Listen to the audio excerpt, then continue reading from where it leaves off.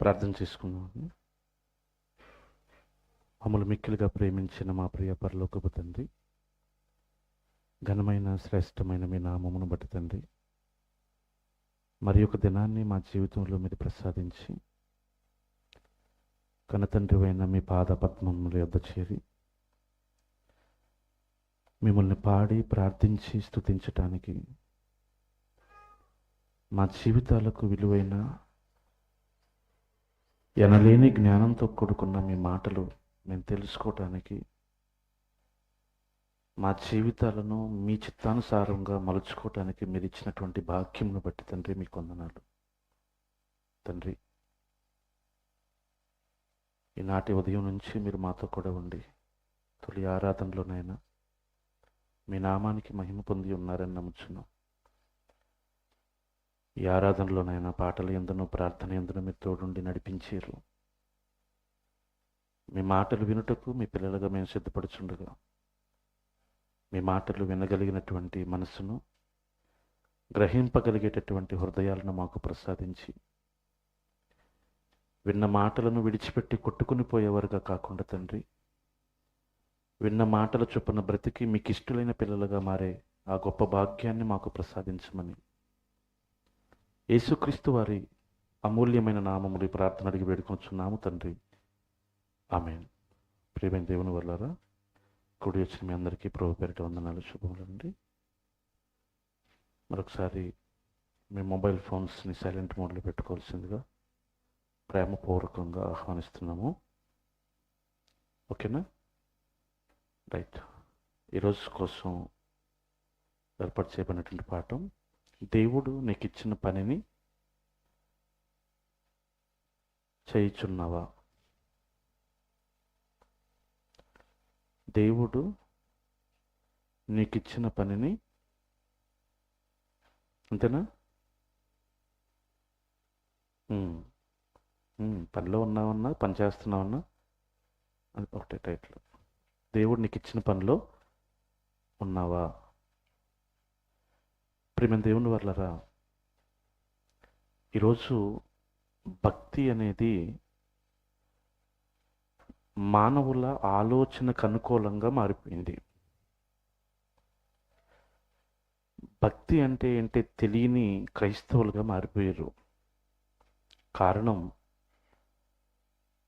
66 పుస్తకాలలో దేవుని మనసు రాసి తన భక్తులైన తన పిల్లలైన మనం ఎలా నడుచుకోవాలో, ఎలా బ్రతకాలో, ఎందుకు ఈ భూమి మీదకు వచ్చామో దేవుడు తన ఆత్మని విభాగించి మనందరిలో ఒక్కొక్క ఆత్మను పెట్టాడు. ఈరోజు మనలో ఉన్న ప్రతి ఆత్మ ఎవరిలో నుండి వచ్చింది? దేవునిలో నుండి వచ్చింది. దేవునిలో నుంచి వచ్చిన ఆత్మ కనుక మనం ఈ భూమి మీద ఉంటే ఎలా ఉంటే శ్రేయస్కరమో ఆయనకి మాత్రమే తెలుస్తుంది. కనుక ఎలా ఉండాలో ఎలా ఉండకూడదు అని రాయించింది దేవుడు. అది చదువుకుంటే, దాన్ని పరిశీలిస్తే తప్ప అసలు దేవుని ఉద్దేశం ఏంటో, దేవుని సంకల్పం ఏంటో, మనల్ని ఎందుకు ఈ భూమి మీదకి పంపించాడో, పంపబడిన మనం ఎలా బ్రతకాలో అర్థమవుతుందండి. కానీ విచిత్రం ఏంటంటే, క్రైస్తవులైన వారు చేస్తున్న అతి ప్రాముఖ్యమైనటువంటి తప్పిదం ఏంటంటే, దేవుడు ఎందుకు 66 పుస్తకాలను రాయించి మన చేతికిచ్చాడో మరిచింది క్రైస్తవ సమాజం. అందుకే మనం బైబిల్ తీసి ఒక వాక్యం చెప్తున్నాం అనుకోండి, కొంతమంది క్రైస్తవులు అనే మాట ఏంటంటే, మాకు ఇవన్నీ వద్దండి, మాకు దేవుని కృప ఉంటే, అండ్ మొక్క పెట్టి నీళ్లు పోయకుండా, దానికి పాదు చేయకుండా, దాన్ని శ్రేయస్సు చూడకుండా, నేను మొక్క పెట్టాను, అది ఫలించి నాకు మొక్కలు ఇస్తే, కాయలు ఇస్తే చాలు అంటే అది పెరిగిద్దా? పెరగదు. అందుకే దేవుడు బైబిల్ ఇచ్చినప్పుడు ఒక మంచి మాట రాయించడం జరిగింది గ్రంథంలో నుంచి. ప్రకటన గ్రంథం 1వ అధ్యాయము 3వ వచనం మనం ఎప్పుడు వింటూనే ఉంటాం. ప్రకటన గ్రంథం, సమయము సమీపించినది గనుక ఈ వ్రాయబడిన చెప్పబడిన ప్రవచనం అంటే ఏంటి? చెప్పిని పరిశుద్ధాత్మ దేవుడు చెప్తుంటే భక్తులు రాశారు. భక్తులు తన ఇష్టంతో రాసినవి కాదు. రాయబడిన భక్తులు తమ ఇష్టాన్ని పుస్తకంలో పెట్టింది కాదు. ప్రపంచంలో ఇలాంటి పుస్తకం ఏదైనా ఉందంటే బైబిల్ తప్ప మరొకటి. మిగిలినవన్నీ మనుషులు తమ ఇష్టానుసారంగా వ్రాస్తే, బైబిల్ అనేది ఎలా రాయబడిందంటే పరిశుద్ధాత్మ దేవుడు చెప్తుంటే.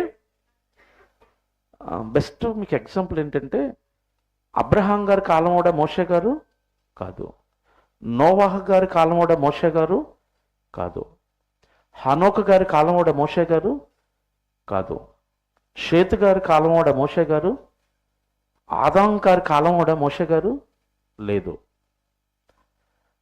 సుమారు క్రీస్తు పూర్వం 4000 సంవత్సరాలు అనుకుంటే, ప్రారంభంలో ఆదాం ఉంటే, మోషే గారు పుట్టింది ఎప్పుడు? క్రీస్తు పూర్వం సుమారు 1500 సంవత్సరాలు. అంటే 2500 సంవత్సరాల ముందు సంగతులు మోషే గారికి ఏమైనా తెలుసు అంటారా? లేదు. మరి మోషే గారే కదా ఆదికాండం నుంచి ద్వితీయోపదేశ కాండం వరకు 5 ఖండాలు రాసింది. మరి ఆదికాండం కానివ్వండి, నిర్గమకాండం కానివ్వండి, ఈ 5 ఖండాలు రాస్తున్నప్పుడు మోషే గారి కన్నా 2000 సంవత్సరాల ముందు పూర్వీకుల చరిత్ర మనకి ఉంటుంది. మరి దాన్ని మోషే గారు ఎలా రాశారు అంటే, మోషే గారు తన ఇష్టం చొప్పున రాసింది కాదు. మోషే గారికి దేవుడు చెప్తే వ్రాసింది అని చెప్పటానికి ఉదాహరణ. అదంటే ఏదో చెప్పాడండి, ఆయన నిజంగా చెప్పాడని గ్యారంటీ ఏంటి అంటే, ఎప్పటికీ బిబ్లికల్ ఎవిడెన్స్ ఉంది, అలాగే చారిత్రక ఎవిడెన్స్ కూడా, సైంటిఫికల్ ఎవిడెన్స్ కూడా ఉంది. అందుకే ఇప్పటికీ బైబిల్ మీద ఎందరో దాడి చేయాలి, దీన్ని క్లోజ్ చేసేయాలి అని ఎందరో రాజుల దగ్గర నుంచి సామాన్యుల వరకు ఎప్పటికీ దాడి చేస్తూనే, అయినా ఎందుకు దీన్ని ఎవరు ఏం చేయలేకపోతున్నారు, దీని పునాదులు కదలలేకపోతున్నారు అంటే, ఇది అన్ని పుస్తకాల లాంటి పుస్తకం కాదు. చాలా దృఢంగా భౌగోళిక చారిత్రాత్మక అంశాలతో పొందుపరిచి లిఖించబడింది. అందుకే ఇక్కడ యోహాను గారితో రాపిస్తూ, సమయము సమీపించింది. ఏ సమయం? ఇదిగో వస్తానన్న రాజు రాక మానడు అని పాట పడతామే. ఒకరోజు వచ్చాడు, సమస్తానికి సమాధానాన్ని ఇచ్చాడు. పాపంతో, శాపంతో, అపరాధములతో ఆత్మీయంగా చనిపోయిన మనలను ఆయన రక్తం ద్వారా కడిగి, ఆయన పునర్జన్మ ద్వారా మనకి పునర్జన్మనిచ్చి వెళ్ళాడు. ఇదిగో నేను వెళ్తున్నాను మీ కొరకు తండ్రి దగ్గర స్థలాలని ఏర్పాటు చేయటానికి. ఏర్పాటు చేసి వస్తానన్నాడు. ఆ వస్తానన్న సమయం సమీపించింది. ఎప్పుడు వస్తాడో తెలియదు. కనుక ఈ ప్రవచన వాక్యములు, ఈ 66 పుస్తకాల్లో ఆదికాండం నుంచి ప్రకటన గ్రంథం వరకు వ్రాయబడిన, పలుకబడిన మాటలు ఏవైతే ఉన్నాయో వాటిని చదవాలి ఫస్ట్. వీటిలో ఉన్న సారాంశం తెలియాలి అంటే, దేవుడు ఈ మాటలన్నిటిని ఎందుకు రాయించాడు అంటే, ఈ రాయబడిన మాటల్ని మనం ఫస్ట్ ఏం చేయాలి? చదవాలి. ఒకవేళ చదువు రాదా, వాటిని చెప్పేవాళ్ళు ఎవరు పడితే వాళ్ళు చెప్తే కాదు, ఈ 66 పుస్తకాల మీద సరి అయిన అవగాహన కలిగి ఎవరు రాశారు, ఎవరికి రాశారు, ఏ సందర్భంలో రాశారు, ఆ రాయబడిన కాలం ఏంటి, అది చదువుకోవాలి, వినాలి. కేవలం చదువుకుని వింటే సరిపోదు. ఏదైతే చదువుకున్నావో, ఏమైతే నేర్చుకున్నావో, ఏవైతే వినటం ద్వారా నేర్చుకున్నావో, అంతే కదండి. చదవటం వల్ల ఏం చేసుకుంటాం? నేర్చుకుంటాం. అప్పుడప్పుడు మనకు టీవీ వస్తుంది, దాన్ని ఎలా మనం ఆపరేట్ చేయాలో తెలియదు. దానికి ఒక మాన్యువల్ బుక్ ఇస్తాడు. ఆ బుక్ చూసి మనం చేసేసుకోవచ్చు. ఆ బుక్లో ఏముంటుందంటే దాన్ని ఎలా ఆపరేట్ చేయాలో ఉంటుంది. ఒక వస్తువుని ఆపరేట్ చేయడానికి ఆ కంపెనీ వాడు ఇస్తాడు పుస్తకం. ఎందుకంటే కంపెనీ వాడు తప్ప ఇంకెవరికి తెలియదు. మరి మనుషులందరిని ఇచ్చింది ఎవరు? దేవుడు. ఇప్పుడు మనుషులు ఎలా ఆపరేట్ చేసుకోవాలో ఎవరు తెలుసు? అందుకే రాయించి పెట్టాడు ఆయన. అందుకే చదవటం ద్వారా కొన్ని విషయాలు నేర్చుకుంటాం, వినటం ద్వారా ఇంకొన్ని విషయాలు నేర్చుకుంటాం. అలా చదివిన వినిన సంగతులను గై కొనాలి. ఇప్పుడు టీవీ గురించి ఒక మాన్యువల్ బుక్ ఉంటుంది. దానిలో చిప్ ఇలా పెట్టాలి, లేకపోతే ఆక్స్ పిన్ ఇలా పెట్టాలి అని చదువుతాం. చదివితే సరిపోతుందా? టీవీ ఆన్ అయిపోయి అది ఆపరేట్ అయిపోతుందా? అవ్వదు. యాక్చువల్లీ కేబుల్స్ ఏమున్నాయో కరెంట్ కేబుల్ ఉంటుంది, దాన్ని ఎక్కడ పెట్టాలో చదువుతాం, దాంట్లో ఇస్తాడు. అది తీసుకెళ్ళి అక్కడ పెట్టి స్విచ్ చేయాలి. నువ్వు కేవలం పెట్టి వదిలేసిన కరెంట్ రాదు. అలాగే నువ్వు బైబిల్లో ఏం చదువుకుంటావో, ఏం వింటున్నావో, ఆ చదువుకున్న విన్న రాయబడిన మాటల ప్రకారంగా బ్రతకాలి. బ్రతికిన వాడే ఆశీర్వదింపబడిన వాడు అన్నారు. చూడండి అక్కడ. ధన్యులు అంటే ఏంటి? ఆశీర్వదింపబడిన వాడు. బాధాకరం విషయం ఏంటంటే చెప్పేది వినరు, అసలు బైబిల్ని చదవరు. తండ్రి నన్ను ఆశీర్వదించని ప్రార్థన మాత్రం ఎలా వస్తుంది చెప్పండి? అన్నం వండుకుని చక్కగా పెట్టుకుని అమ్మయ్య కడుపు నిండింది అంటారు ఎవరైనా? ఏం చేయాలి? ఆ వండింది వడ్డించుకుని తినాలి. వండింది వడ్డించుకున్నా నీ కడుపు నిండదు, నువ్వు తినకపోయినా. అలాగే బైబిల్ని చదవాలి. ఎందుకంటే ఈ మనుషులందరూ ఎలా బ్రతకాలో, ఈ భూమి మీద ఎలా జీవించాలో దేవుడే రాయించిన పుస్తకం కనుక. మరి దీన్ని చదవకపోవటం వలన, సరిగ్గా వినకపోవటం వలన, ఒకవేళ సరిగా రాసిన దాన్ని రాసినట్టుగా చెప్పేవాళ్ళు లేకపోవటం వలన కూడా ఈరోజు సమాజంలో ప్రమాదం ఏర్పడిపోయింది. ఏంటి ప్రమాదం అంటే, మనుషులు తన అవసరాల కోసం దేవుడి దగ్గరికి వస్తున్నారు, కానీ అసలు దేవుడు ఎందుకు పంపించాడు, ఏం చేయమన్నాడు, అసలు మనకి తను ఏం చెప్పటానికి ఈ గ్రంథాన్ని ఇచ్చాడన్న సంగతిని ఈరోజు ఆలోచించేవారు కనుమరుగైపోయారండి. అందుకనే మోషే ధర్మశాస్త్రం ద్వారా ఒకనాడు ఇజ్రాయేలు జనాంగానికి కూడా దేవుడు ఆ ధర్మశాస్త్రాన్ని రాయిస్తూ ఒక మంచి మాట రాయించడం జరుగుతుంది. ఈ ధర్మశాస్త్రంలో ఉన్న మాటలన్నిటి చొప్పున అనుసరించి గైకొన్నవాడే ఆశీర్వదించబడతాడు. మరి గైకొన్నవాడు శాపగ్రస్తుడు అని ఉంది. చదివారు ఎప్పుడైనా? విన్నారా? ద్వితీయోపదేశకాండం 28వ అధ్యాయము మొదటి 2-3 వచనాలు చూడండి. ద్వితీయోపదేశకాండం 28వ అధ్యాయము, ద్వితీయోపదేశకాండం 28వ అధ్యాయము మొదటి 2-3 వచనాలు చూడండి. నీవు నీ దేవుడైన యెహోవా మాట శ్రద్ధగా విని, నువ్వు సగం సగం విన్నావనుకో, ఆయన ఇష్టం అంటే నీకు తెలియదు, తర్వాత తప్పు చేసే అవకాశం ఉంటుంది. అంతే కదండి. బైక్ కంప్లీట్గా నేర్చుకోకుండా వేసుకెళ్ళాడు అనుకోండి, ఏమవుతాడు? యాక్సిడెంట్ చేస్తాడు, ప్రమాదం జరిగే ప్రమాదం ఉంది. అవసరమైతే ప్రాణం పోయే అవకాశం కూడా ఉంది. నిన్న మేము ఊరు వెళ్ళాం. మేము వెళ్ళే ముందు చిన్న యాక్సిడెంట్ జరిగిందండి. అక్కడ చిన్న యాక్సిడెంట్ కాదు, అది స్పోర్ట్స్ బైక్. ఒక ఆటో వేసుకెళ్తున్నాడు. ఇద్దరు బైక్ మీద ఫుల్గా తాగేసి స్పీడ్గా వచ్చేసి ఆటోని గుద్దేశారు. ఎలా గుద్దారంటే, రోడ్డు మీద ఎడం చేతి వైపు వెళ్తాం మన ఇండియన్ రూల్ ప్రకారం. ఎదురొచ్చేవాడు వాడికి లెఫ్ట్ సైడ్లో వస్తాడు, ఎడం చేతిలో. ఎవరి దారిలో వాడు వెళ్ళిపోతారు. ఇప్పుడు ఎడం చేతిలో వెళ్ళేవాడికి అటు నుంచి వచ్చేవాడు ఎటు రావాలి? ఎడం చేతిలో రావాలి. కుడి చేతిలో వచ్చేయడానికి ఏమవుతుంది? అలాగే వచ్చేసారు, స్పీడ్గా గుద్దేశారు. ఇంకా స్పోర్ట్స్ బైక్ అంటేనే సుమారు అది స్టార్ట్ చేయగలనే ముందు ఫస్ట్ గేర్లోనే లేచిపోతూ ఉంటుంది. అది 100, 120, 130, 140, 120 స్పీడ్ నుంచి కొట్టేశారట. ఆ ఆటోలో ఉన్నవాడు బాగానే ఉన్నాడు, ఆటో కూడా బాగానే ఉంది. ఈ గుద్దేసిన 2 కాళ్ళ చెప్పుల దగ్గర పైన ప్యాచ్ ఉంటుంది కదా, అది ఊడిపోయి ఒక ఎముక బయట తినేసింది 2 కాళ్ళకి. ఒక్కొక్క కాళ్ళకి ఒక్కొక్క ఎముక బయటకు వచ్చేసింది, ఇద్దరికి 4 కాళ్ళకి. హాస్పిటల్లో ఉన్నారు. వీళ్ళకి లైసెన్స్ లేదు, ఫుల్గా తాగేసి ఉన్నారు.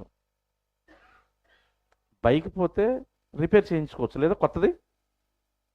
ప్రాణమే పోతే దేవుడిచ్చిన ఈ దేహం ఎలాంటిదంటే, ఒక్కసారి లోపం వచ్చిందంటే ఆ లోపం జీవితాంతం లోపమే. ఎన్ని వైద్యులు ఎంత చేసినా మునుపటి స్థితిలోనికి మళ్ళీ రాదు. బాధాకరమైన విషయం ఏంటంటే, వాళ్ళకి ట్రీట్మెంట్ చేయడానికి కూడా ఈ ఆటో ఓడికి ఇన్సూరెన్స్ లేదు, అసలు దాని పేపర్లే లేవు. అంటే వచ్చి రాకుండా, రూల్స్ తెలిసి తెలియకుండా, ఎలా తోలాలో ఏ కండిషన్లో తోలాలో తెలియకుండా బండి తోలితే ప్రమాదం. అలాగే బైబిల్లో కూడా నువ్వు వింటున్నప్పుడు కానీ చదువుతున్నప్పుడు కానీ శ్రద్ధ పెట్టకపోతే చాలా ప్రమాదం.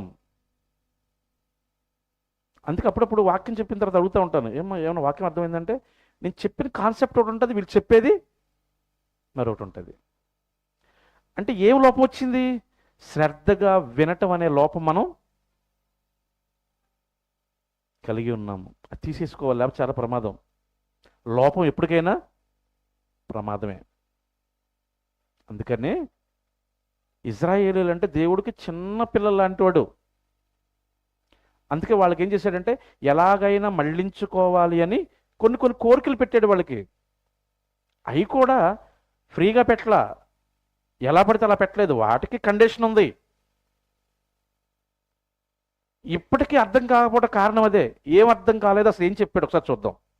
నీవు నీ దేవుడైన యెహోవా మాట శ్రద్ధగా విని నేడు నేను నీకు, చూసారా, ఏ రోజైతే ఆ మాట వింటున్నావో ఆ విన్న రోజే ఆ మాట ఎవరు చెప్తుంది? ఇక్కడ నిలబడిన దైవజనుడు కాదు, దేవుడు చెప్తున్నాడు. ఎవరికి? వింటున్న మీకు, వింటున్న మనకి. ఏమని ఆజ్ఞాపిస్తున్నాడట? ఆయన ఆజ్ఞలన్నింటినీ అనుసరించి నడుచుకున్న ఎడలా. అన్నింటిని అన్నాడా, కొన్నింటిని అన్నాడా? ఆయన ఆజ్ఞలన్నింటినీ. ఎన్ని ఉన్నాయండి ఆజ్ఞలు?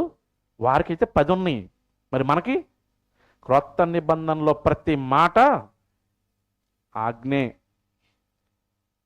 ఆజ్ఞ ప్రకారము అనుసరించి నడుచుకొనిన ఎడల నీ దేవుడైన యెహోవా భూమి మీద ఉన్న సమస్త జనముల కంటే నిన్ను హెచ్చిస్తాడు.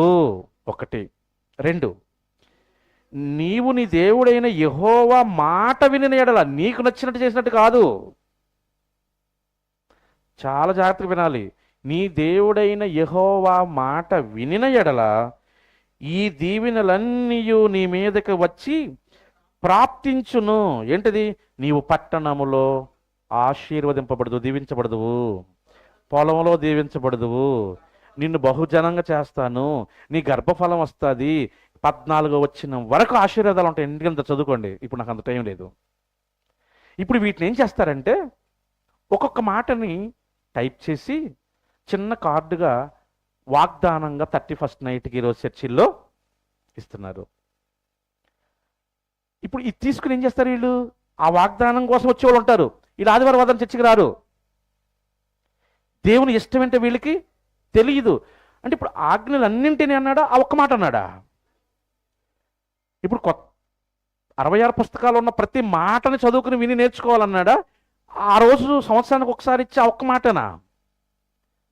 మొన్న కూడా ఈ ఏసన్న వాళ్ళు చూశాను కదా, నూతన సంవత్సరానికి దేవుడు ఒక వాగ్దానం ఇస్తాడట. ఆ వాగ్దానం ఏం చేస్తారంటే, పెద్ద శిలాపలకం చేయించి లక్షల రూపాయలు ఖర్చు అవుతుంది దానికి. అది నాకు తెలుసు, ఎందుకంటే నేను ఇంతకుముందు ప్రత్యక్షంగా చూశాను కాబట్టి. ప్రతి సంవత్సరం ఒక వాక్యం రాసేస్తారు దాని మీద, చాలా ఖర్చుతో డిజైన్ చేసేస్తారు దాన్ని. అది ఇండియన్ టెక్నాలజీ కూడా ఉండదు అక్కడ, వేరే దేశాల టెక్నాలజీ తీసుకొచ్చి పెడతారు. ఎందుకంటే ఈ మధ్యన వీళ్ళందరూ వేరే దేశాలు వెళ్ళి వాక్యాలు చెప్పొస్తున్నారు కదా, అక్కడికి వెళ్ళినప్పుడు ఏదో ఒకటి చూస్తారు, అది తీసుకొచ్చి ఇక్కడ అది దేవుడు ఈ సంవత్సరం మనకు చేసిన వాగ్దానం. దేవుడు నిన్ను సకల జనముల కన్నా హెచ్చించునని ఉంటుంది అక్కడ, అంతే, ఇంకేముండదు. ఇదే ఈ వాగ్దానం సంవత్సరం అంతా. వీడు చర్చికి వస్తాడా? రాడు. వీడు అసలు వాక్యం వింటాడా? వినడు. వీడు అసలు బైబిల్ చదువుతాడా? చదవడు. అసలు దేవుడు అంటే ఏంటి తెలుసా? తెలియదు. ఏమీ తెలియదండి. వాగ్దానం వాగ్దానం వాగ్దానం, ఇదే పిచ్చితో చచ్చిపోతారు వీళ్ళు. వీళ్ళు ఆశీర్వదించబడతారా? బైబిల్ అందుకే చాలా జాగ్రత్తగా వినాలి, చాలా జాగ్రత్తగా ఉండాలి. ఒక సీరియల్ డిస్టర్బ్ చేస్తేనే డిస్టర్బెంట్ అయిపోతాం. అది ఇవాళ పోతే మళ్ళీ రేపు పొద్దున వేస్తాడు, దానికి మళ్ళీ వారానిగానే వేస్తాడు. అది ఎపిసోడ్ 1, 2 మళ్ళీ రిపీట్. మళ్ళీ ఎప్పుడు వచ్చిద్దో 100 ఫోన్లు చేస్తాం, ఎవరు తెలుసా, ఎవరు తెలుసా, ఎవరు తెలుసా. అప్పుడు బ్యాలెన్స్ ఉంటుంది. దేవుని దగ్గరకు వచ్చే కార్యక్రమాలు బ్యాలెన్స్ లేదని చెబుతాం. చాలా బాధ వేస్తూ ఉంటుందండి. ఏం వాక్యం నేర్చుకున్నాం ఇన్ని సంవత్సరాలంటే ఏమో. మరి అప్పుడప్పుడు వస్తున్నావే, అప్పుడప్పుడు వచ్చి వాగ్దానం తీసుకుంటున్నావే, నీకేం చెప్పాడు తెలుసా? 15 వచ్చింది చదవండి.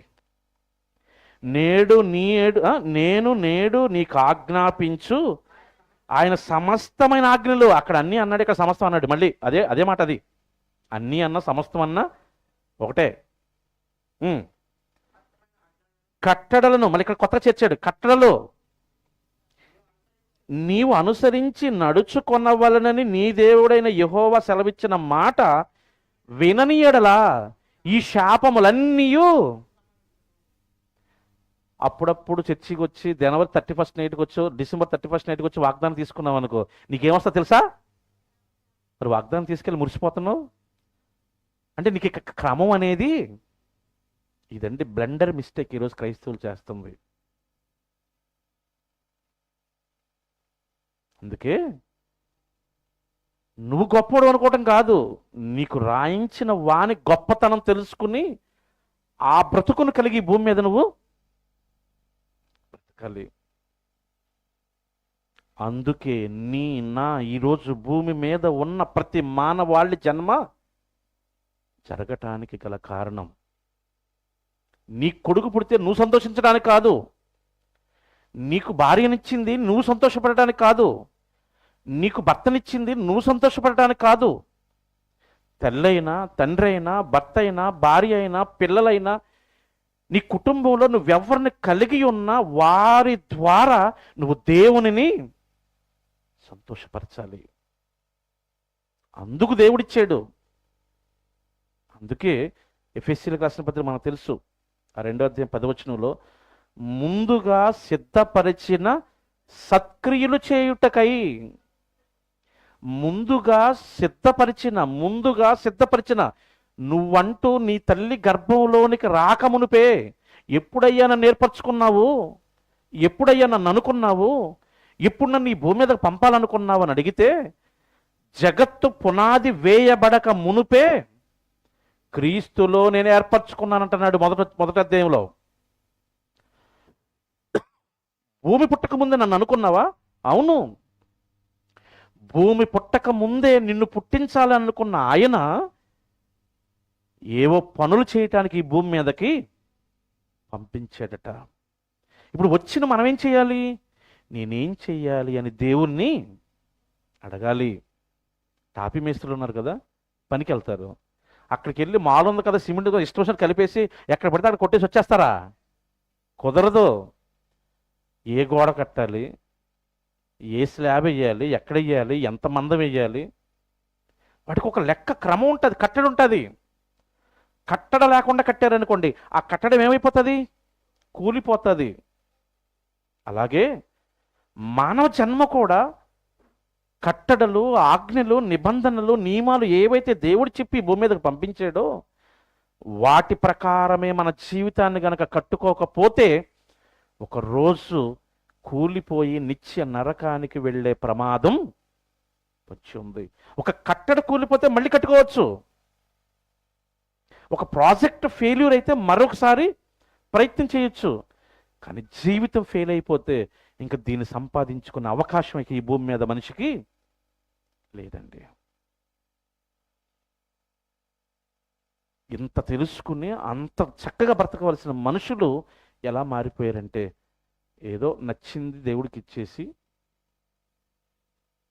నన్ను ఆశీర్వదించయ్యని ఆయన కోరుకుని మళ్ళీ లోకంలోకి వచ్చేసి నేను ఎలా బ్రతికినా, అబద్ధాలు చెప్పుకు బ్రతికినా, మోసం చేసి బ్రతికినా, అన్యాయంగా బ్రతికినా దేవుడు ఆశీర్వదిస్తారనే భ్రమలో ఈరోజు క్రైస్తవ్యం ఉంది.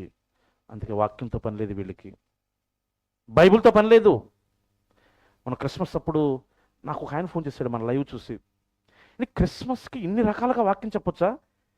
మరి ఏంటి చాలామంది పెద్ద పెద్ద పాస్టర్లు వస్తున్నారు, అసలు బైబిల్ ఓపెన్ చేయకోకుండా ఏదో 4 మాటలు చెప్తున్నాడు, ఉర్రూతలకి ఇస్తున్నారు, డాన్సులు వేపిస్తున్నారు, యేసుక్రీస్తు ఈ లోకానికి వచ్చాడు అని వెళ్ళిపోతున్నారు. యేసుక్రీస్తు రాక వెనుక ఎంత పరమార్థం ఉందా? అందుకే అన్నాడు, దేవుని ఎదుట యోగ్యమైన వాని గురించి ఉపదేశించు వానిగాను, సిగ్గుపడనక్కర్లేని పనివానిగాను, నిన్ను నీవే దేవుని ఎదుట, మనుషుల ఎదుట కాదు. ఈరోజు మనుషులందరూ ఎలా అయిపోయారంటే, నేను బాగా పాడాను లేదని మెచ్చుకుంటే పాడతారు, లేకపోతే నేను బాగా ప్రార్థన చేస్తున్నానని మెచ్చుకుంటే పాడతారు. అంత ఏంటంటే మెప్పుకెళ్ళిపోయింది. అందుకే దేవుడు రాయించాడు, మనుషులందరూ మిమ్మల్ని పొగిడినప్పుడు మీకు శ్రమ అన్నాడు. మరి ఎవరు పొగడాలి? ఎవరు పంపారో వాళ్ళు పొగడాలి. మరి ఆయనతో పొగిడించుకోవాలంటే ఏం చేయాలి? ఆయన చెప్పినట్టుగా చెయ్యాలి. పని ఉందని ఆ పని మనం చెయ్యాలి అని ఈరోజు క్రైస్తవులు ఎవ్వరికీ తెలియదండి. చెప్పిన వినరండి. విన్నోళ్ళ సంగతి మనకొద్దు, మనం వినేవాళ్ళ జాబితాలోనికి వచ్చాం. మరి మనం ఏమైనా పనులు చేస్తున్నామా? బాగా ఆలోచించాలి. ఈరోజు పని అనేసరికల్లా ఇది భారంతో కూడింది కనుక ఎన్నో సాకులు చెప్తూ ఉంటామండి. అదే మన పని అయితే సాకులు చెప్తాం చెప్పండి. ఏంట పని? క్రిస్మస్ వచ్చింది, లోకం అంతా వాళ్ళ పని చేసుకెళ్ళిపోయారు. ఏం పని? వాళ్ళు సంతోషపడ్డారు. మరి దేవుడు ఎప్పుడు సంతోషపడతాడు? జనవరి 1 వచ్చింది, వాళ్ళు సంతోషపడ్డారు, డెకరేషన్ చేసుకున్నారు చర్చిలని చక్కగా, బెలూన్లతో, ఫ్లవర్స్తో, రకరకాల డెకరేషన్లతో. అదే దేవుడు కోరుకుంది? ఆ పనే? ఆ పని అయితే నిద్రహారాలకు లేకుండా, ముగ్గులు వేసాక నిద్రహారాలు ఉండదు, ఈ డెకరేషన్ చేసాక నిద్రహారాలు ఉండదు. అక్కడ బాగా చేస్తారు. ఒక గంట కూర్చుని వాక్యం వినమంటే మాత్రం అన్ని పెయిన్స్ వస్తాయి. మరి ఉదయం 9 గంటల నుంచి సాయంత్రం 6 గంటల వరకు పనిచేస్తున్నావు, అక్కడ ఏ పెయిను? ఎందుకు? అక్కడ డబ్బు వస్తుంది. మరి ఇక్కడ ఏమి రాదు కదా. డబ్బు వస్తుంది, నీ జీవితాన్ని కాపాడుతుందా? డబ్బు వస్తుంది, నీకేమైనా ధన్యత ఉంటుందా? డబ్బు వస్తుంది, నువ్వు వెళ్తే ఏమైనా తీసుకెళ్తావా? ఏమీ ఇవ్వని, ఏమీ చెయ్యలేని దానికోసం ప్రాకులాడుతున్నావు. మరొక జీవితాన్ని ఇచ్చే దానికోసం మాత్రం మనం ఏం చేయలేకపోతున్నాం. కారణం ఎక్కడో బ్లెండర్ మిస్టేక్ జరుగుతుంది. అందుకే దేవుని దగ్గరికి వెళ్ళి మనం అడుక్కోవటానికి కాదు దేవుడిచ్చింది ఈ జీవితాన్ని. దేవుడి దగ్గరికి వెళ్ళి మన అవసరాలకు కోరుకుంటానికి కాదు, దేవుడి ఇష్టమేంటో తెలుసుకుని అలా బ్రతకటానికి ఇచ్చాడు. ఇది మీకు అర్థం కావాలంటే, మనకి పిల్లలు పుడతారు, వాళ్ళకు ప్రయోజకుడు అయ్యే వరకు మనం ఏం చేస్తాం? వాడికి కావాల్సిన అవసరాలన్నీ తీరుస్తాం. వాడు ప్రయోజకుడు అయిన తర్వాత ఏం చేయాలి? మళ్ళీ మన నుంచి ఏమైనా అడుగుతున్నాడు అనుకోండి, ఎలా ఉండదు చెప్పండి? తండ్రి సంతోషపడతాడా? తల్లి సంతోషపడుతుందా? ఇప్పుడు తల్లికి ఏం కావాలో, తండ్రికి ఏం కావాలో వాళ్ళు చూసుకోవాలి. అప్పుడు తండ్రికి నిజమైన ఆనందం. దేవుడు కూడా సేమ్ అంతే. మరి దేవుడు ఏమిచ్చాడని అంటారా? ఈ గాలి ఎవరిచ్చారు? ఈ సూర్యరశ్మి ఎవరిచ్చారు? ఈ పంచిపోతాలని చెప్పుకుంటున్నావు ఎవరిచ్చారు? నువ్వు నిలబడిన భూమి ఎవరిచ్చారు? ఈ ప్రకృతిలో నువ్వు తింటున్న, అనుభవిస్తున్న ఈ ఆహార పదార్థాలను ఎవరిచ్చారు? ఒక రోజు గడుస్తుందంటే ఈ భూమి తిరగాలి, ఎవరు తిప్పుతున్నారు? తాడేసేమని తిప్పుతున్నారా బొంగరంలాగా? అసలు దాని అంచు ఏంటో ఇంతవరకు ఎవరికి? ఈ సృష్టినిచ్చింది దేవుడు. ఎందుకు? మన కోసం. ఈ సృష్టిలో 84 లక్షల జీవరాశినిచ్చింది ఆయనే. వీటన్నిటిని అనుభవిస్తూ నువ్వు దేవునికి ఏం కావాలో నువ్వు తెలుసుకోకపోతే, అలా బ్రతకకపోతే నీ జన్మ వలన దేవునికి ప్రయోజనం ఏమీ లేదు. అలాగే బ్రతికాడు ఒక ఆయన. ఎవరు? ధనవంతుడు. ధనాన్ని ఇచ్చాడా? ఇచ్చాడు. ధనం ఉంటేనే కదా ధనవంతుడు అనేది. ఎలాంటి బట్టలు వేసాడు? ఆయన వేసుకున్న ఆ బట్టలో నాణ్యత చెప్పాడు, వాటి విలువ చెప్పాడు. ఉదాహరణంగా అంటే మీకు ఇప్పుడు అంత తెలియదు. లూదియా అనే ఒక ఆమె ఉండేది కదా బైబిల్లో. ఆయన చేసే వ్యాపారం అని తెలుసా? అదే చాలా పెద్ద వ్యాపారం. ఆ రోజుల్లో అలాంటి రంగు బట్ట వేస్తే వాళ్ళు చాలా దేశాలను వెళ్ళేవాళ్ళు, రాజులు, పెద్ద పెద్ద హోదా కలిగిన వాళ్ళు వేసే బట్టలు అవి. ఇప్పుడంటే ఈ కద్దరు బట్టలు ఎవడ పడితే ఆడేస్తున్నాడు. ఒకప్పుడు కద్దరు బట్టలు వేస్తే ఎవరు? రాజకీయ నాయకులు అయితేనే వేసేవాళ్ళు. ఇప్పటికి ఇంత తేడా వస్తే మనకు తెలిసి ఓ 30-40 సంవత్సరాల్లో. ఇది జరిగింది ఎప్పుడు? ధనవంతుడిది ఎప్పుడు? మోషే గారి కాలంలో, అంటే క్రీస్తు పూర్వం 1500 సంవత్సరాలు. ఇప్పటికి 3500 సంవత్సరాల కాలంలో చక్కగా అనుభవించాడు, చక్కగా ధరించుకున్నాడు, చక్కగా దేహాన్ని సుఖపెట్టుకున్నాడు. తనకి ఎలా నచ్చితే అలా బ్రతికాడు. కానీ ఒకరోజు కన్ను మూసాడు. వెంటనే అబ్రహాం మాట్లాడుతున్నాడు. ఎందుకు అబ్రహాం గారు, తండ్రివైన అబ్రహాం అంటాడు కదా, తండ్రివైన అబ్రహామా, ఎందుకు నన్ను ఇక్కడికి పంపించావు? నేను ఈ యాతన అనుభవించలేకపోతున్నాడు. కేకలు పెడుతున్నాడట. ఇలా మాట్లాడట్లేదు. ఎలా ఉంటుంది చెప్పండి? ఇంట్లోకి సడన్గా పాము వచ్చింది అనుకోండి, ఎలా ఉంటుంది? పాము వచ్చిందమ్మా కర్ర తీసుకురా అంటావా? మన అరుపులు మారిపోతాయి. ఆందోళన, భయం, ఏం జరుగుతుందన్న కంగారు. ఇంకా అంత మంటలు పడేస్తే ఎలా ఉంటుంది చెప్పండి? ఇంకా అక్కడ అగ్ని ఆరదు. అలాంటి మంటల్లో ఒకసారి ఇమాజినేషన్ చేసుకోండి. ఆరిపోయి మంట అనుకోండి, టక్కమని ఒక బకెట్ నీళ్ళు పోస్తే ఆరిపోతుంది. అది ఆరిపోదా? అది ఎవరు ఆరిపోయేది కాదు. లాస్ట్కి దేవుడు కూడా ఆర్పడేక, ఎందుకంటే దానికి ఆరువులు. అలాంటి చోటకు వెళ్ళిపోయి ఎంత ఆర్తనాదనం చేస్తున్నాడంటే, ఎంత బాధపడుతున్నాడంటే, ఎంత కలత చెందుతున్నాడంటే ఇంకా తప్పించుకునే మార్గం లేదు. ఇక ఎలా ఉంటుంది చెప్పండి? ఇక మనకేదైనా ప్రమాదం జరిగితే కాపాడండి కాపాడండి అంటే మనకి కాపాడబడే ఆప్షన్ ఉంది మనకి. ఇంక ఇప్పుడు ఈ ధనవంతుడికి ఏమి లేదు, నో ఆప్షన్. అని ఎలా మాట్లాడుతున్నాడు ఒకసారి చూడండి. లోకసువార్త 16వ అధ్యాయము, లోకసువార్త 16వ అధ్యాయము 24వ వచనం. లోకసువార్త 16వ అధ్యాయం 24వ వచనం. తండ్రివైన అబ్రహామా, నా యందు కనికరపడు, నేను చాలా వేదన పడుతున్నాను. భూమి మీద ఉన్నప్పుడు అసలు కనికరం ఉంది ఈయనకి? లేదు. భూమి మీద ఉన్నప్పుడు అసలు ఈయన బ్రతికేంటి తెలుసుకున్నాడా? లేదు. ఎలా బ్రతకాలో నేర్చుకున్నాడా? లేదు. నేర్చుకోకపోవటానికి ఏంటి, చెప్పేవారు లేరా? ఉన్నారు. మోషే ఉన్నాడు, ఇంకా చాలామంది ప్రవక్తలు ఉన్నారు. చెప్పింది విన్నాడా? వినలేదు. ఎందుకు వినలేదు? నా జీవితం నా ఇష్టం, నాకుంది, నేను అనుభవిస్తాను చెప్పడానికి నువ్వెవరు? ఈరోజు కూడా అదే కదండి. ఎందుకు నాయన ఇలా వెళ్ళిపోతున్నారు? దేవుడు చెప్తున్నాడు కదా, వాక్యం కదా, ఇది కదా మనకి ప్రాధాన్యం, దీని ప్రకారం వెళ్ళాలి కదంటే నువ్వు చెప్పు బ్రదర్. ఎవరి విశ్వాసం? అందరికి ఒక విశ్వాసం కదా? అందరికి ఒకటే విశ్వాసం, అందరికీ ఒక్కడే దేవుడు. అందరూ ఒకేలా బ్రతకాలి. ఒకరికొకలాగా ఇవ్వలేదు దేవుడు అసలు ఆప్షను. ఒకరికొకలాగా ఇస్తే ధనవంతుడిలాగా ఉన్నాడు కదా, లాజరు దరిద్రులాగా ఉన్నాడు కదా. చక్కగా వాళ్ళ గురించి ఎందుకు రాయాలి అసలు? ఈరోజు ఎందుకు చదువుకోవాలి? ఇప్పుడే కాదు, భూమి మీద మనుషులు ఉన్నంత వరకు వీళ్ళ గురించి చెప్పుకోవాల్సిందే. కనికరపడి, నా యందు కనికరపడి తన వ్రేలి కొనను నీళ్లలో నుంచి నా నాలుకను చల్లార్చుటకు లాజరును. ఎందుకయ్యా? ఎక్కడున్నప్పుడు క్లాసులు తాగా, కొండలు తాగా, అక్కడికి వెళ్ళిన తర్వాత ఏమైంది? ఒక చుక్క చాలా, అంటే చుక్క కూడా ఉండదా? లాజరును పంపు. అక్కడ ఉన్నప్పుడు చెప్పాడు, నేను వినలేదు, ఇప్పుడు పంపించంటున్నాడు. అవుతుంది అసలు? ఆ మాట ఎలా చెప్తున్నాడు చూడండి. దానికోసం మనం చదువుకునేది ఇప్పుడు. నేను ఈ అగ్ని జ్వాలలలో యాతన పడుచున్నానని కేకలు వేసి అరుస్తున్నాడు. కానీ ధనవంతుడు అలా అబ్రహాం గారు ఏమాట్లాడుతున్నా చూడండి ఇప్పుడు. అందుకు అబ్రహాం గారు అరవట్లేదు, కూల్గా చెప్తున్నాడు, కుమారుడా అన్నాడు.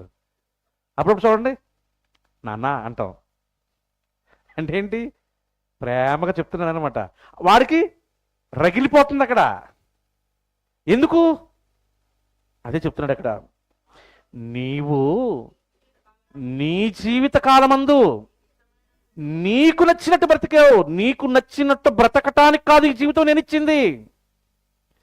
నీ జీవితం ఇచ్చానే, నీ జీవితం ఇచ్చిన నీకు నేనిచ్చాను కనుక నాకు నచ్చినట్టుగా నువ్వు బ్రతకాలి. అందుకు ఇచ్చాను నేను.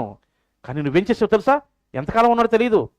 నీ జీవిత కాలం అంతా నువ్వు పుట్టిన దగ్గర నుంచి నువ్వు కన్ను మూసి ఇక్కడికి వచ్చేవే, అప్పటి వరకు ఎలా బ్రతికేవంటే నీకు నచ్చినట్టుగా. ఇప్పుడు చెప్పండి, నాకు నచ్చినట్టుగా నేను బ్రతుకుతానంటావా? కేకలయ్యాలి అక్కడ, వేతన పడాలి అక్కడ, అరవాలి అక్కడ. ఇక నిన్ను ఆ దేవుడు కూడా కాపాడలేడు. యాతన పడుతున్నాడు. ఎందుకు ఇంత యాతన అంటే, ఇక్కడ ఎలా బ్రతకాలో ఏం చెయ్యాలో అసలు దేవుని ఇష్టం ఏంటో ఏమీ ఆయన తెలుసుకోలేదు. తన ఇష్టం ఏంటో తెలుసుకోలేదు. మరి అక్కడే లాజరు కూడా ఉన్నాడు. ఆయన ఏం చేశాడు? ఆయన కట్టుకుంటానికి బట్టలు ఉన్నాయా? లేవు. ఆయన తినటానికి తిండి ఉందా? లేదు. ఆయనకు ఉండటానికి ఇల్లు ఉందా? లేదు. ఆయనకు ఆరోగ్యం బాగుందా? లేదు. బాగా వినాలి. దేవుని పని చేయడానికి చెప్పే వంకలు ఈరోజు మనం. దేవుని పని అంటే లేవు, దేవుని పని అంటే రాము, దేవుని పని అంటే ఎవరి కోసం చేస్తున్నాం? ఇది దైవజనుడి ఇష్టం కాదు, ఇది దేవుని ఇష్టం.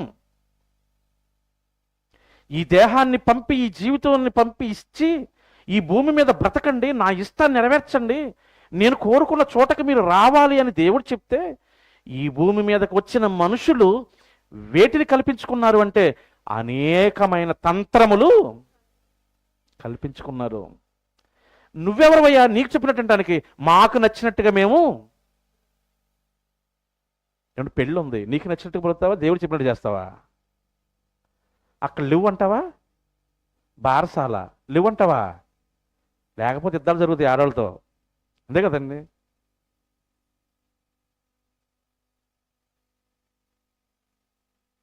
నీకు నచ్చినట్టుగా ఏం చేస్తున్నావు అక్కడ? దేవుని దగ్గర ఏది మనం దేవుని ఆయనకు నచ్చినట్టు చేయమండి. ఈ లోక సంబంధమైనవన్నీ మనకు నచ్చినట్టు చేసుకుంటాం. అక్కడ ఏ లోటు, ఏ సాకులు ఉండవు. అందుకే ఆ దేవుడు నిన్ను పంపించింది లేదు కదా. నువ్వు వచ్చింది ఆయన ఇష్టం నెరవేర్చడానికి. ఏంటి ఆయన ఇష్టం? ఎందుకు పంపించాడు? ఆయన ఎంత యథార్థవంతుడు అంతే యథార్థవంతంగా మనం బ్రతకాలి. ఆయన ఎంత నిరపరాధు అలాగే మనం నిరపరాధులుగా బ్రతకాలి. ఏంటి నిరపరాధ తత్వం? ఏంటి అపరాధం? ఏంటి అపరిశుద్ధత? పరిశుద్ధత లేకుండా ఎందుకు అయిపోయారు? పంపించేటప్పుడు పరిశుద్ధంగా పంపించాడా? పంపించేటప్పుడు తప్పుగా పంపించాడా? ఆయన మనుషులను యథార్థవంతులుగా పంపించాడు.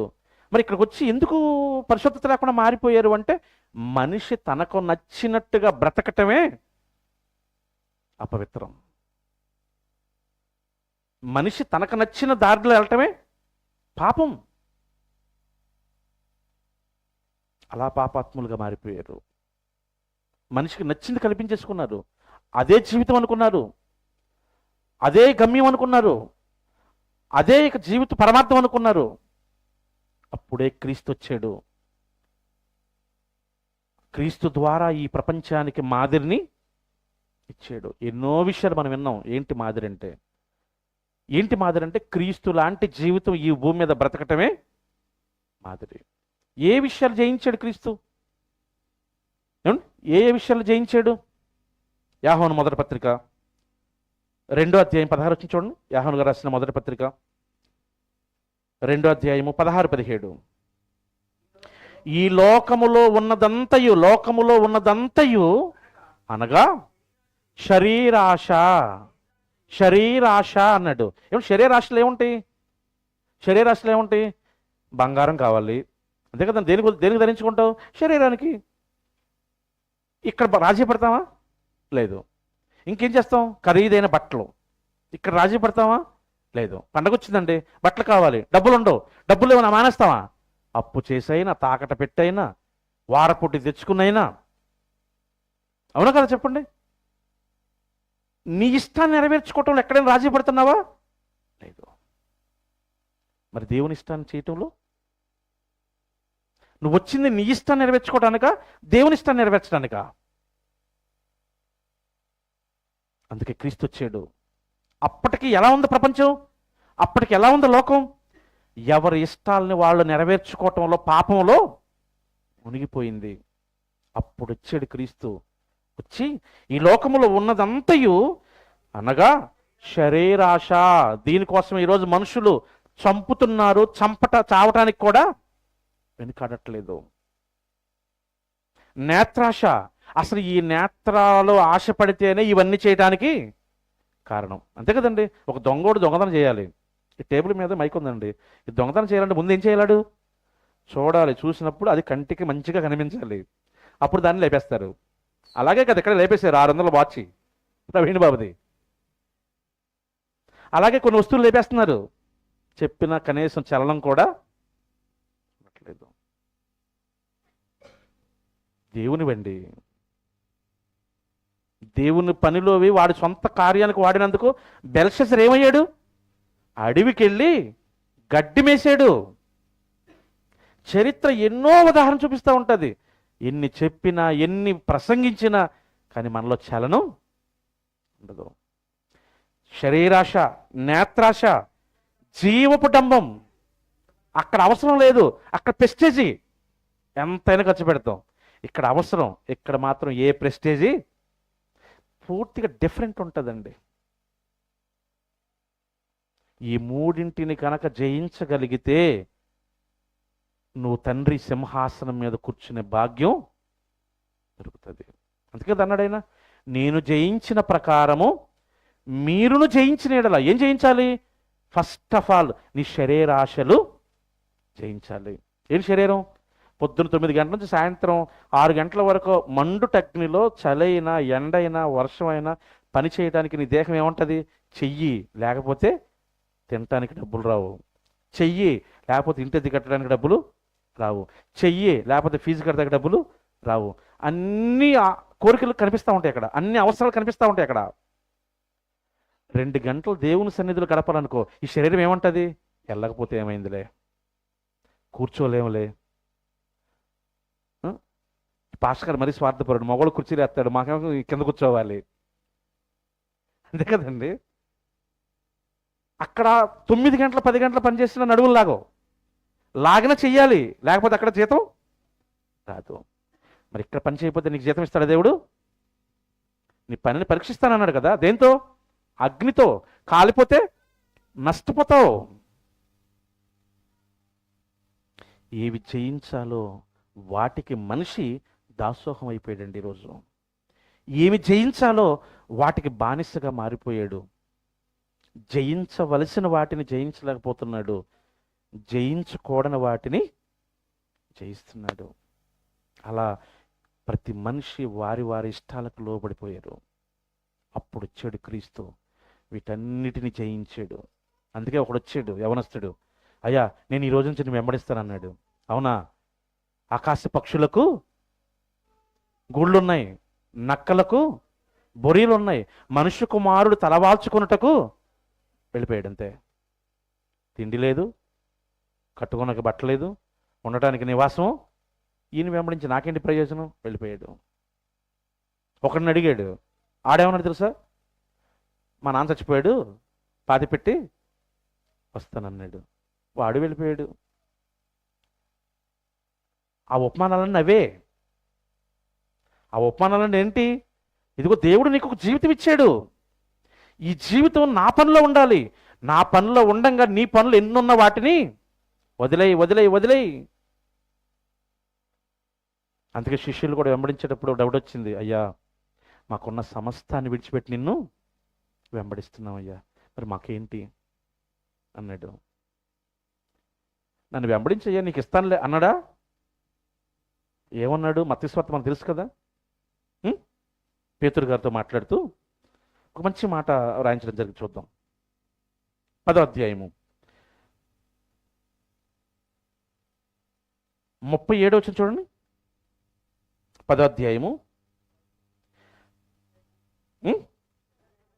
తండ్రినైనను తల్లినైనను నాకంటే ఎక్కువగా ప్రేమించువాడు నాకు పాత్రుడు కాడు. కుమారునైనను కుమార్తెనైనను నాకంటే ఎక్కువగా ప్రేమించువాడు తన సిలువనెత్తుకొని నన్ను వెంబడింపని వాడు నాకు పాత్రుడు. తన ప్రాణమును దక్కించుకునివాడు దానిని, కానీ నా నిమిత్తము తన ప్రాణమును పోగొట్టుకునివాడు దానిని దక్కించుకొనును అన్నాడు. నీకోసం బ్రతికితే ఇస్తానన్నాడా? నా కోసం బ్రతికితే ఇస్తానన్నాడా? మరి ఈరోజు క్రైస్తవులు అందరూ ఎవరి కోసం వస్తున్నారు చెప్పండి? రోగం తగ్గితే దేవుడి దగ్గరికి వస్తాడు, తగ్గకపోతే వెళ్ళిపోతాడు. ఇప్పుడు ఎవరి కోసం వచ్చినట్టు? కష్టం వస్తే దేవుని దగ్గరికి వస్తారు, కష్టం తీరంగానే వెళ్ళిపోతారు. ఎవరి కోసం వచ్చినట్టు?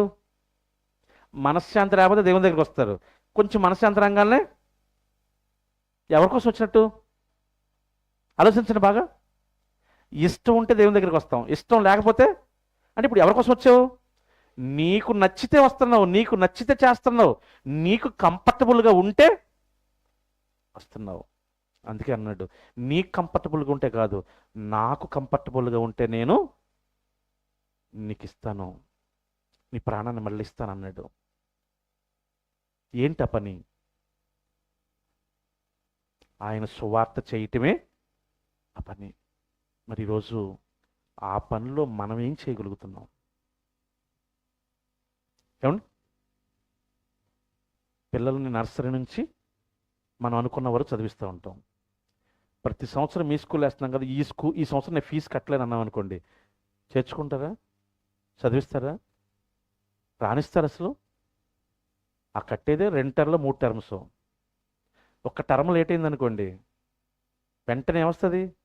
అలర్ట్ కాల్ వస్తుంది. ఆ తర్వాత మన పిల్లోడు ఇంటికి వస్తాడు, లేదా ఎగ్జామ్ రాయడానికి పర్మిషన్ ఇవ్వరు. ఇది ఎవరి పని? మన పని.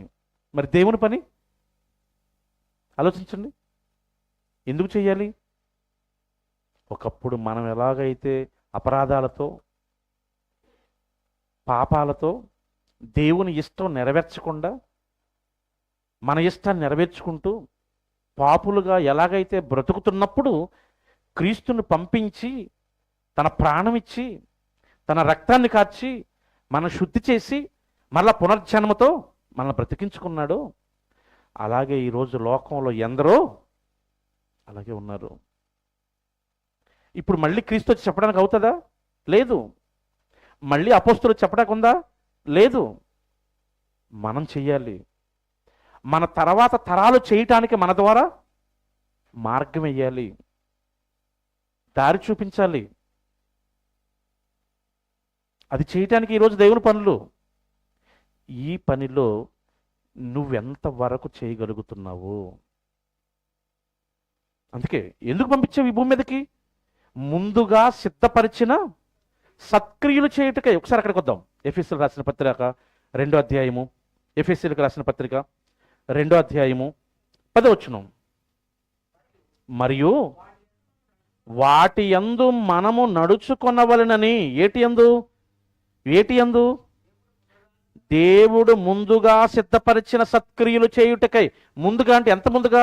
భూమి పుట్టక ముందే పని పెట్టాడు దేవుడు. ఆ పని చేయటానికే ఈరోజు ఈ కాలంలో ఈ తల్లిదండ్రులకు పిల్లలుగా మనకు పిల్లలుగా మన పిల్లల్ని పంపించాడు. మన తల్లిదండ్రులు తెలియలేదు, అందుకే వాళ్ళ ఆ పనులు. మనల్ని ప్రేమించాడు, మనల్ని ఆయన హక్కును చేర్చుకున్నాడు, మనకి తన మనసుని తెలియచేసాడు. తెలుసుకున్న మనం ఎంతవరకు చేయగలుగుతున్నాం? తెలుసుకున్న మనం మన పిల్లల్ని ఎంతవరకు దేవుని పనిలో నడిపించగలుగుతున్నాం? నర్సరీ దగ్గర నుంచి చూడండి, స్కూల్కి వెళ్ళకపోతే ఆ చెంప ఈ చెంప వాగించి పంపిస్తాం. సండే స్కూల్కి రాకపోతే కొట్టి పంపించే తల్లిదండ్రులు ఎవరైనా ఉన్నారా?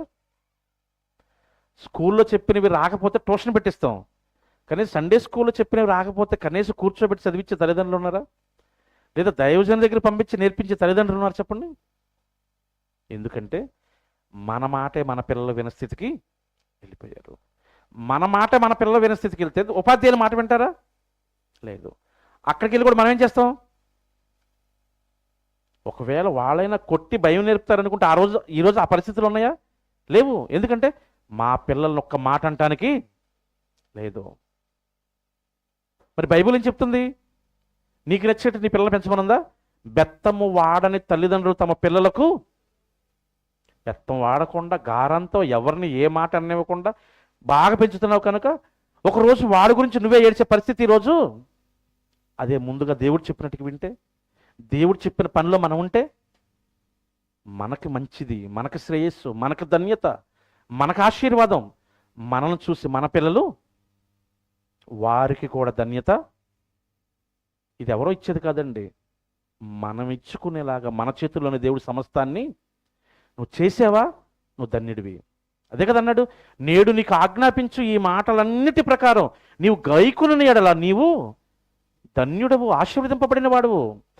ఇప్పుడు నువ్వు చేస్తున్నావు అనుకోండి, ఇంటనున్న తండ్రి ఏం చేస్తున్నాడో పిల్లలు కూడా ఆటోమేటిక్ కూడా వాళ్ళు కూడా ఎక్కడికి వచ్చేస్తారు? అదే ధన్యత కలిగిన మార్గంలోనికి వచ్చేస్తారు. ఏమండి, ఇలా ఎవరైనా చేశారా? ప్రారంభము నుంచి చూస్తే అందరూ వాళ్ళే. నోవాహు, అప్పటి కాలానికి ఎవరైనా ఉన్నారా? లేరు. అప్పటి కాలం అంతా ఎంత ఉందంట? ఎలా ఉన్నారంట? నీతి లేకుండా, యథార్థత లేకుండా, దేవుడంటే భయము భక్తి లేకుండా బ్రతుకుతుంది. కానీ దేవుడు ఎప్పుడైతే వారిని చూశాడో వారిలో ఒక్కడు కనపడ్డాడట. ఎవరైనా? నోవాహు. ఎలాంటి వాడట? ఆయన దేవుడంటే భయము భక్తి కలిగి నీతిమంతుడిగా కనిపించాడట. నీతిమంతుడు అంటే ఏంటి? దేవుడు ఎలా చెప్పాడో అలా చేయటమే నీతి. అబ్రహాము దేవుని నమ్మెను కనుక అతడు నీతిమంతుడిగా ఎంచబడ్డాడు. యేసుక్రీస్తు నీతిమంతుడు. ఎందుకు? తండ్రికి ఏది చెప్పాడో అదే భూమి మీదకి వచ్చి చేశాడు. ఇప్పుడు మనం కూడా నీతిమంతులు అవ్వాలంటే ఏం చేయాలి? తండ్రి ఏం చెప్పాడో అదే మనం ఈ భూమి మీద, దీనిలో మనం ఎంతవరకు చేయగలుగుతున్నాము మనం ఆలోచిస్తే అసలు మనం చేసింది ఏమీ కనిపించదండి. మన కోసం మనం ఏం చేసుకున్నాం? ఒక లిస్ట్ పెట్టుకోండి, ఒక పేపర్ తీసుకోండి, ఒక అడ్డంగా ఒక లైన్ గీయండి. రోజు మన కోసం చేసుకునే పనులు. అండ్ బ్రష్ ఎవరి కోసం? మన కోసం. టిఫిన్ ఎవరి కోసం? మన కోసం. బయటకు ఎందుకు వెళ్తున్నావు? మన కోసం. వాహనాలు ఎందుకు కొంటున్నావు? మన కోసం. బట్టలు ఎందుకు వేసుకుంటున్నావు? మన కోసం. నువ్వేదైనా చూడండి నీ జీవితంలో నీకోసం నీకోసం ఫుల్ అయిపోతుంది. ఎన్ని పేజీలని ఫుల్ అయిపోతూ ఉంటుంది. మరి దేవుని కోసం ఏం చేసావంటే చేసేదే సంవత్సరానికి 2-3 సార్లు 4 సార్లు. అక్కడన్నా కనపడుతుందా మన పేరు? వాళ్ళంటే నీతిమంతులు కనుక చేశారంటావా? ప్రారంభ సంఘం చేసిందా? ప్రారంభ సంఘం ఎన్ని కార్యాలు చేసింది తెలుసా? దినదినము సంఘం అభివృద్ధి చెందుతుందంటే పాత్ర ఎవరిది? సంఘస్థులది. ఏం చేశారంటే వాళ్ళు అపోస్తుల బోధ విన్న తర్వాత వారికి ఉన్న స్థిరాస్తులు అమ్మి వారి పాదాల యొద్ద. ఈరోజు ఎవరు ఆస్తులు అడగట్లేదండి. నీకున్న కష్టార్జితంలో కొంత, అది నీకు నచ్చినంత ఇంతెమ్మని ఎక్కడ కండిషన్స్ లేవు. అదైనా మనం చేయగలుగుతున్నామా? వాళ్ళు అలా చేశారు కనుకే సంఘం మాటి మాటికి ఎంత అభివృద్ధి చెందిందంటే మీకు చూపిస్తాను ఇప్పుడు. అపోస్తుల కార్యములు ఏమంటే ప్రారంభ సంఘం చేసిన కార్యాలు కదా ఇవన్నీ. అపోస్తుల కార్యములు 2వ అధ్యాయము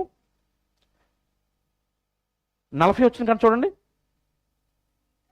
ఇంకను అనేకమైన మాటలు చెప్పి మాటలతో సాక్ష్యమిచ్చి మీరు మూర్ఖులకు ఈ తరము వారికి వేరై రక్షణ పొందుడని వారిని హెచ్చరించెను. కాబట్టి అతని వాక్యమును అంగీకరించిన వారు బాప్తిస్మ పొందిరి. ఆ దినమందు ఇంచుమించు 3000 మంది అపోస్తలులు, పేతురు గారు, అగ్రగణ్యులు అందరూ నిలబడి వాక్యం చెప్పినప్పుడు ఆ వాక్యం విన్న మనసు నొచ్చుకున్న వారందరూ 3000 మంది. 3000 మంది బాప్తిస్మ తీసుకుని ఎక్కడ చేర్చబడ్డారు? సంఘంలో చేర్చబడ్డారు. ఎంతమంది స్టార్ట్ అయింది ప్రారంభ సంఘం? 3000 మంది. 3000 మందితో ప్రారంభమైన ఈ సంఘం ఏం చేస్తుందట? వీరు 42 వచ్చిన వీరు అపోస్తుల బోధ యందును సహవాసము యందును రెట్టి విరుచుట యందును ప్రార్థన చేయుట యందును ఎడతెగక ఉండిరి. ఎడతెగక ఉన్నారా? ఉండి 45 వచనం. ఇదియూ కాక వారు తమ చరస్థిరాస్తులను అమ్మి అందరికీ వారి వారి అక్కర కొలది వారి ఏక మనస్కులై ప్రతి దినము దేవాలయములు తప్పక కూడుకొనుచు ఇంటింట రొట్టె విరుచుచు దేవుని స్తుతించుచు ప్రజలందరి వల్ల దయపొందిన వారై ఆనందంతోనూ నిష్కపటముతోనూ మంచి హృదయముతోనూ ఆహారం పుచ్చుకొనుచుండిరి. మరియు ప్రభు రక్షణ పొందుచున్న వారిని అనుదినము వారితో 3000 మందితో ప్రారంభమైన ఈ సంఘం 4వ అధ్యాయం వచ్చేసరికి ఎంతమంది అయ్యారు చూడండి. 4వ వచనం, 4వ అధ్యాయము 4వ వచనం. వాక్యము వినిన వారిలో అనేకులు నమ్మిరి. వారిలో పురుషుల సంఖ్య ఇంచుమించు 5000 అయిపోయిందంట. 3000తో ప్రారంభమైన సంఘం ఎంతమంది అయిందంట? 5000 అయిందంట. ఇంకా తర్వాత కిందకి వచ్చేసరికల్లా బహుగా విస్తరించిందంట. చూడండి ఏమండి, 5000 మంది, తర్వాత 8000 మంది అంటాడు. ఎక్కడ? 5వ అధ్యాయం చివరిలో, 5వ అధ్యాయం చివరిలో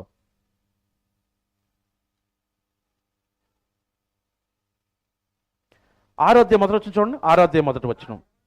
ఆ దినములలో శిష్యుల సంఖ్య విస్తరించినప్పుడు అనుదిన పరిచర్యలో తమలోని విధవరాండ్రను చిన్న చూపు చూచురని. పరిచర్య విస్తరిస్తుంది. విస్తరించి ఎలా అయిందంటే 7వ వచనం వచ్చేసరికల్లా దేవుని వాక్యము ప్రబలమై శిష్యుల సంఖ్య యెరూషలేములో బహుగా విస్తరించెను. యాజకులలో అనేకులు విశ్వసించిరి, విశ్వాసమునకు లోబడిపరి. ఇంకా బహుగా విస్తరించేసిందట. ఇంక 8వ అధ్యాయం వచ్చేసరికల్లా చూడండి ఏమంటున్నాడు. 8వ అధ్యాయం వచ్చేసరికల్లా ఆ కాలమందు యెరూషలేములోని సంఘమునకు గొప్ప హింస కలిగినందున అపోస్తలులు తప్ప యూదయ సమరయ దేశములందు చెదిరిపోయిరి. భక్తిగల మనుష్యులు స్టెఫనును సమాధి చేసి అతని గురించి బహుగా ప్రలాపించిరి అని చెప్పుకుంటూ వచ్చచ్చు. 4వ వచనం. కాబట్టి చెదిరిపోయిన వారు సువార్త వాక్యమును ప్రకటించుచు సంచారము చేసిరి. అప్పుడు ఫిలిప్పు సమరయ పట్టణములకు వెళ్ళి క్రీస్తును వారికి ప్రకటించుచుండెను. సమూహములు జన సమూహములు విని అన్నాడు చూడండి. ఇంకా సంఖ్య కాస్త ఏమైపోయింది? సమూహంగా మారిపోయింది. ఏమంటే లెక్కించటానికి వీలైనప్పుడు సంఖ్య చెప్తారు, లెక్కించడానికి వీలైనప్పుడు ఏం చెప్తారు? బహుజనం అంటారు. అంటే లెక్కించటానికి. ప్రారంభంలో 3000తో ప్రారంభమైన సంఘం వారు చేసే కార్యక్రమాలు, వాళ్ళు చేసే పనులు, వాళ్ళు చేసిన సువార్త ఎలా అయిపోయిందంటే లెక్కలేనంత బహుగా విస్తరించేసింది. ఇంతగా విస్తరించిందంటే, ఇంతగా అయిందంటే వాళ్ళందరూ ధనవంతులై చేశారా? లేదండి. చెదిరిపోయిన అంటే ఎవరు? ఇల్లు ఉంటుంది వీళ్ళకి, సొంత ఊరు ఉంటుందా, సొంత ఆశ్రయం ఉంటుందా, ఏముంటుంది చెప్పండి? ఇప్పుడు మనం ఇక్కడ ఉన్నాం అనుకోండి, ఎవరైనా వచ్చి గొడవ చేస్తే ఏం చేస్తాం? చల్లా చెదిరైపోతాం. ఎక్కడికి వెళ్తాం? సొంత ఇంటికి వెళ్తామా? రోడ్ల మీద పడి పరిగెత్తాలి. అంటే వాళ్ళకి అన్నీ ఉండి చేశారా, ఏమి లేకుండా చేశారా? చూద్దాం ఒకసారి. కొరింథీయులకు రాసిన 2వ పత్రిక 8వ అధ్యాయము. కొరింథీయులకు రాసిన 2వ పత్రిక 8వ అధ్యాయము 2వ వచనం చూడండి. మొదటి నుంచి.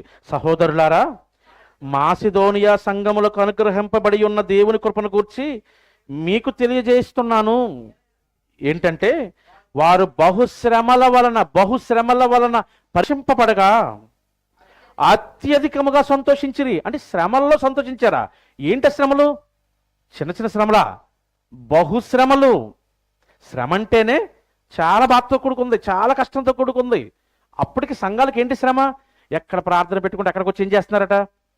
కొడుతున్నారు. పిల్లల్ని కొడుతున్నారు, స్త్రీలను కొడుతున్నారు, పెద్దలను కొడుతున్నారు. చిన్న పెద్ద ఏమి తేడా? అలాంటి భయానక స్థితుల్లో కూడా వారు బహుపేదలు, నిరుపేదలైనను. అక్కడ చూడండి, ఏలయనగా వారు బహు శ్రమల వలన పరీక్షింపబడగా అత్యధికముగా సంతోషించిరి. మరియు వారు నిరుపేదలైనను. పేదలంటేనే ఏ పూటకు ఆ పూటకి తిండి లేనోళ్ళు. బహుపేదలంటే వాళ్ళకి ఎప్పుడు అన్నం దొరుకుతుంది, ఎప్పుడు దొరకదో, దొరికితే తింటారు, లేకపోతే పస్తు పండుకోవటమే. ఆ స్థితిలో కూడా వాళ్ళు ఏం చేశారట? వారి దాతృత్వము బహుగా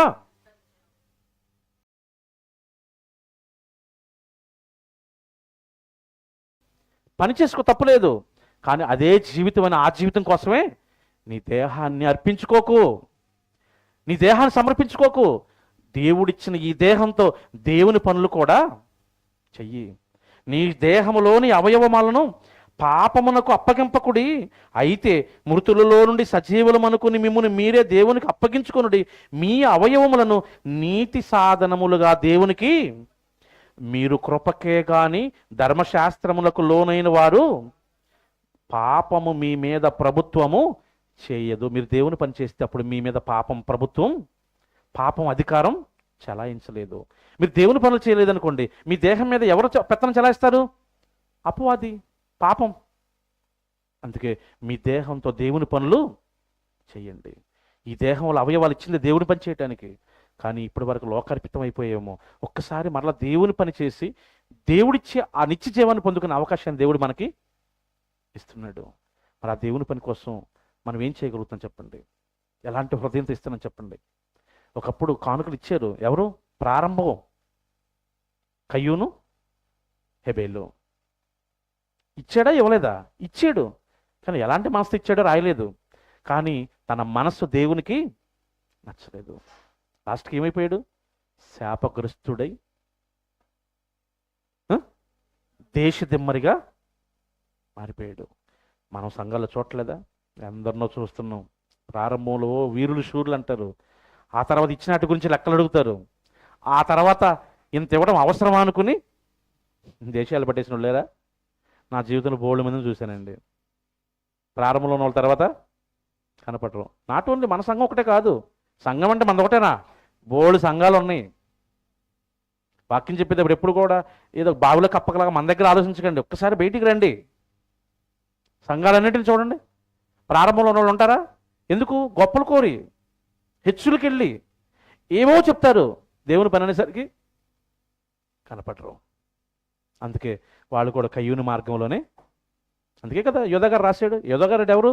యేసుప్రభుకి స్వయాన సొంత తమ్ముడు. యేసుప్రభు తర్వాత మరియమ్మకు పుట్టిన అతను. కయ్యూను మార్గంలో నడిచిరి, అయ్యో వారికి శ్రమ. ఎందుకు?